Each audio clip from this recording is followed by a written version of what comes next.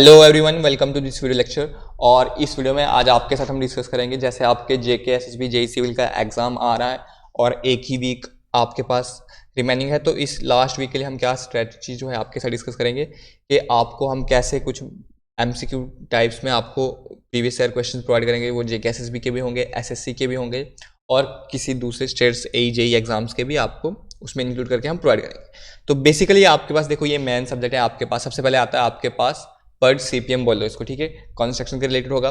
इसमें मैं आपको नेटवर्क के रिलेटेड पूरी जो इन्फॉर्मेशन है कि कैसे आप नेटवर्क को नंबरिंग देते हो, क्या आपके पास फ्रीक्वेंसी रूल वगैरह होता है, वो सभी मैं चीज़ें इसमें आपको बता दूंगा और इसके रिलेटेड भी हम एमसीक्यूज डिस्कस कर लेंगे।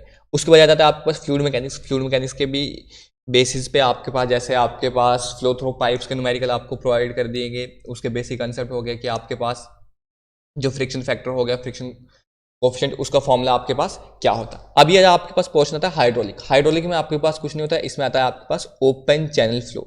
जितना आपके पास ओपन चैनल फ्लो का डाटा है वो आपके पास किससे आ जाएगा, हाइड्रोलिक्स में आ जाएगा।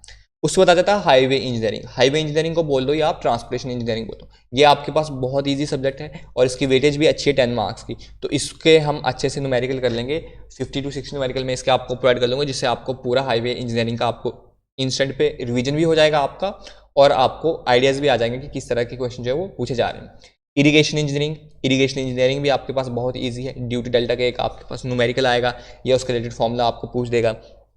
उसके बाद इरिगेशन एफिशिएंसीज क्या होती हैं। उसके बाद आपके पास मैं बता दूंगा कि जो आपके पास अगर आपके पास सॉइल मॉइस्चर रिलेशन आ रहा है, कहाँ पे आपके पास फील्ड कैपेसिटी होती है, कहाँ पे आपके पास ऑप्टिमम मॉइस्चर कंटेंट आता है, तो वो सभी चीज़ें आपको बता दी जाएंगे। उसके बाद मैकेनिक्स और स्ट्रक्चरल एनालिसिस है। इसमें मैं आपको डिटरमिनेंसी जो है वो निकालनी सिखा दूंगा। देखो जैसे जो प्रीवियस एग्जाम हुआ था उसके रिलेटेड मैंने डिटरमिनेंसी के रिलेटेड 2 लेक्चर पढ़ के रखे थे और उन्हीं के सेम क्वेश्चन जो है वो पूछे गए थे जो आपका इसी का 21 मार्च को एग्जाम हुआ था। उसको बताता था रेलवे इंजीनियरिंग। तो रेलवे इंजीनियरिंग के तो आपको पता है बहुत ईजी होता है। इसमें डिफरेंट डिफरेंट रेल के हम एलिमेंट्स देखेंगे, जैसे आपके पास गेज क्या होता है, स्लीपर्स कितने टाइप के होते हैं, बलास्ट क्या होता है, तो वो सभी चीज़ें हम इसमें देखेंगे। उसके बाद आता है आरसीसी। अब जो आपके पास आरसीसी है इसमें आपके पास 2 सेक्शन है, हालांकि इसमें 3 सेक्शन है मेनली। एक आपके इसमें कंक्रीट टेक्नोलॉजी भी है, आपके पास आरसीसी भी है और प्री स्ट्रेस भी है। तो आरसीसी में फ्लेक्चर, शेयर, टॉर्जन सभी स्लैब वाला मैं आपको बेसिक बता दूंगा। उसके बाद जो मेनली आपके पास प्री स्ट्रेस वाला है तो उसको आपको बहुत टाइम चाहिए, तो प्री स्ट्रेस को हम क्या करेंगे, स्किप कर देंगे। बाकी कंक्रीट के भी मैं आपको एमसीक्यू जो वो प्रोवाइड करवा दूंगा। उसको बताता है आपके पास सॉइल मैकेनिक्स। सॉइल मैकेनिक्स पे आपके पास 2 सब्जेक्ट का इंक्लूड होता है। एक आपके पास जियोटेक्निकल इंजीनियरिंग आता है और फाउंडेशन इंजीनियरिंग। जियोटेक इंजीनियरिंग आप देखोगे तो बहुत आपके पास ब्रॉड सिलेबस होता है। फाउंडेशन इंजीनियरिंग का जो सिलेबस है वो आपके पास कंजेस्टेड है और उससे क्वेश्चन भी अच्छे वेटेज में पूछे जा रहे हैं। तो हम मेनली फोकस रखेंगे इसमें फाउंडेशन इंजीनियरिंग में। अगर मान लो हमारे पास टाइम बच जाता है तो मैं आपको जियोटेक इंजीनियरिंग के भी एमसीक्यूज प्रोवाइड करा दूँगा।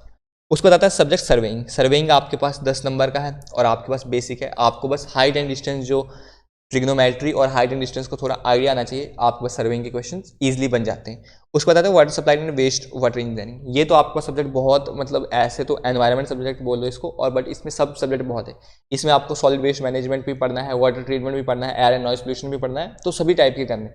तो हम देखेंगे एयर एंड नॉइस के रिलेटेड मैं आपको बता दूंगा क्योंकि उसके न्यूमेरिकल्स अच्छे आ जाते हैं। क्या पता सीबीडी एग्जाम है तो न्यूमेरिकल पूछ ले और उसके बेसिक कंसेप्ट भी पूछ ले।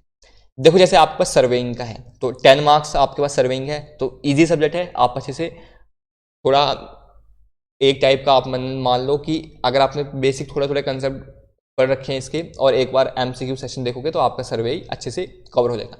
मैकेनिक्स, इसमें आपके पास इंजीनियरिंग मैकेनिक्स पे आ जाता है और स्ट्रक्चरल एनालिसिस, ये आपके पास 15 मार्क्स का और इसका सिलेबस भी आप देख रहे हो बहुत ज़्यादा है। तो इसमें आपने ट्राई करनी है कि जो आपके पास इंपॉर्टेंट टॉपिक्स आगे, जैसे आपके पास स्टैटिकल इंडिटरमिनेंसी निकालनी है आपके पास आगे।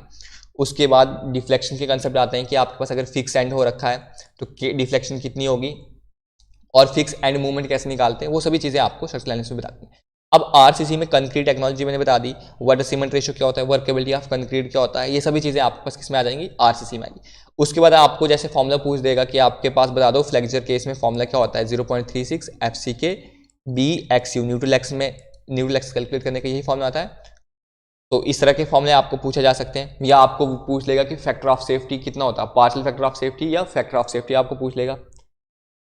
उसके बाद नेक्स्ट आता है आपके पास सॉइल मैकेनिक्स। सॉइल मैकेनिक्स मैंने आपको बता दिया। सॉइल 3 फेज सिस्टम, ये आपके पास जो यहाँ से आ रहा है plate load test, SPT, density, ये सभी आपके पास किसके आ जाते हैं, बेयरिंग कैपेसिटी, ये सभी आपके पास फाउंडेशन इंजीनियरिंग के सब कंसेप्ट आ जाते हैं, तो ये ईजी आता है। अब फ्लूइड मैकेनिक्स मैंने आपको कहा कि 2 टाइप्स का होता है। फ्लूइड मैकेनिक्स में आपके पास ओपन चैनल फ्लो आएगा और फ्लूइड मैकेनिक्स आएगा। तो ये देखिए आपके पास यहाँ से जो यूनिफॉर्म फ्लो है, यूनिफॉर्म फ्लो से लेके ये आपके पास हाइड्रोलिक जंप, बॉडी ना flow measurement in the channel tank pipes, तो पाइप्स वाला भी आप मान लो हाइड्रोलिक में ही आ जाएगा, तो ये आपके पास इजी कॉन्सेप्ट आते हैं। अब आपके पास डायमेंशनल एनालिसिस, डायमेंशनल एनालिसिस में आपको बकिंगम पाई थ्योरम और रेलेस थ्योरम के मैं आपको आइडिया दे दूंगा कैसे होता है, और इसमें आपको क्या करना है, डायमेंशन याद रखना, जैसे आपके पास फोर्स का डायमेंशन क्या होता है, उसी का यूज करके आप इसको सॉल्व कर सकते हैं। नेक्स्ट आ जाता है आपके पास इरिगेशन। इरिगेशन में देखो आपके पास वाटर रिक्वायरमेंट ऑफ क्रॉप क्या होता है, हाइड्रोलॉजिकल साइकिल क्या होता है, डैम्स क्या क्या होते हैं, डैम्स में आपके पास कौन कौन सी फोर्सेज जो है डैम्स में एक्ट करती है, कैनाल्स का डिजाइन कर देंगे कैनेडी और लेसेस वाला आपके पास, तो उस तरह से आपके पास ये इरिगेशन वाला कंसेप्ट हो जाएगा। अब वाटर सप्लाई और वेस्ट वाटर इंजीनियरिंग आपके पास बहुत ब्रॉड सब्जेक्ट है, इसको हम ट्राई करेंगे कि इसके इंपॉर्टेंट ही, जैसे आपके पास एयर नॉइस पोल्यूशन है, इसी पे हम मेनली फोकस रखेंगे। अब हाईवे इंजीनियरिंग आपके पास देखो सब्जेक्ट बेशक यहाँ पे आपके पास सिलेबस बहुत दे रखा है, बट इसका जो इंपॉर्टेंट चीज़ आती है वो आपके पास आती है इसकी वेरियस टर्मिनोलॉजीज। जैसे आपको पूछेगा कि कर्व क्या होता है आपके पास, शोल्डर क्या होता है आपके पास, तो वही सभी चीज़ें उसके रिलेटेड मैं आपको पूरा आइडिया दे दूंगा, तो आपका हाईवे इंजीनियरिंग कंप्लीट हो जाएगा। अब रेलवे, तो रेलवे में देखो आपको गेजेस के बारे में पूछ लेगा, टाइप्स ऑफ रेल्स पूछेगा, क्रीप क्या होता है आपके पास, वेल्डिंग क्या होती है, रेल फिक्सर्स क्या आते हैं, तो ये सभी किसके आ जाएंगे आपके पास, रेलवे इंजीनियरिंग के टॉपिक्स आ जाएंगे। और वेटेज भी देख रहे हो आप 10 मार्क्स की है। तो कंस्ट्रक्शन प्लानिंग एंड मैनेजमेंट आपके पास 15 मार्क्स का, इसमें आपके पास पर सीपीएम आ गया, नेटवर्क डायग्राम आ गया, उसके बाद टेंडर रिलेटेड ये आपके पास एस्टिमेशन के टॉपिक आ गया। तो आपका 120 का जो आपका एग्जाम होगा, हम ट्राई करेंगे अबाउट 60 प्लस जो है वो मार्क्स आपको अभी लास्ट के टाइम में आपको उनके रिलेटेड आपको रिवीजन प्रोवाइड करा सकें, और उनके रिलेटेड आपको क्या करेंगे, एमसीक्यू जो है वो प्रोवाइड करेंगे। अगर आपके पास एक वीक में अगर आपके पास 60 प्लस मार्क्स का अगर आपको थोड़ा ओवरव्यू ही पता चल रहा है तो बहुत आपको हेल्प करेगा। और मैं आपको ये बता दूं कि इसकी जो भी आपके साथ एमसीक्यू डिस्कस करेंगे उनके आपको इन डिटेल सॉल्यूशन तो मैं आपके साथ जैसे स्क्रीन पे प्रोवाइड कर रहा हूँ, और उसकी पीडीएफ भी आपको हम अपने टेलीग्राम चैनल जो हमारा जेके लेटेस्ट इन्फो नाम से है उसी पे आपको प्रोवाइड कर देंगे। तो आप वहाँ से अगर फर्दर प्रैक्टिस करनी चाहते हो या किसी क्वेश्चन में डाउट है तो आप वहाँ से उसको चेक करके क्लियर कर सकते हो। ठीक है, इस वीडियो में इतने रखते हैं। अब नेक्स्ट मैं आपको डायरेक्टली लेक्चर के साथ प्रोवाइड कर दूंगा, आपको पूरा ओवरव्यू आ जाएगा। ठीक है, thank you, thanks for watching, keep learning, bye.